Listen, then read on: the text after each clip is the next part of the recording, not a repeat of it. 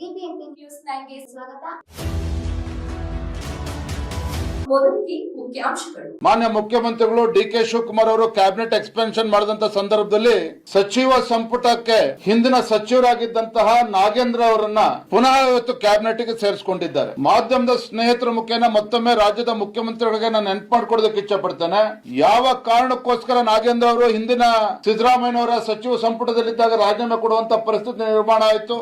ಮಹರ್ಷಿ ವಾಲ್ಮೀಕಿ ಅಭಿವೃದ್ಧಿ ನಿಗಮದಲ್ಲಿ 186 ಕೋಟಿ ರೂಪಾಯಿಗಳ ಒಂದು ಹಗರಣ ಏನಾಯಿತು.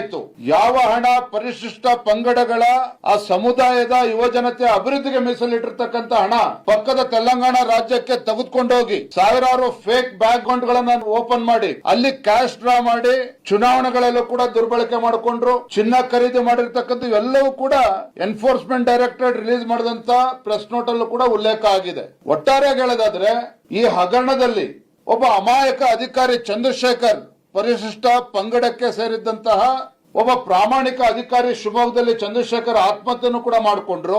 100 ಕೋಟಿ ಕೊಳ್ಳೆನೂ ಕೂಡ ಹೊಡೆದಾಯ್ತು. ಯಾವ ನಾಗೇಂದ್ರ ಅವರು ಅಂದಿನ ಸಚಿವರು ಅವರೇ ಸತ್ವ ಒಪ್ಕೊಂಡಿದ್ದಾರೆ.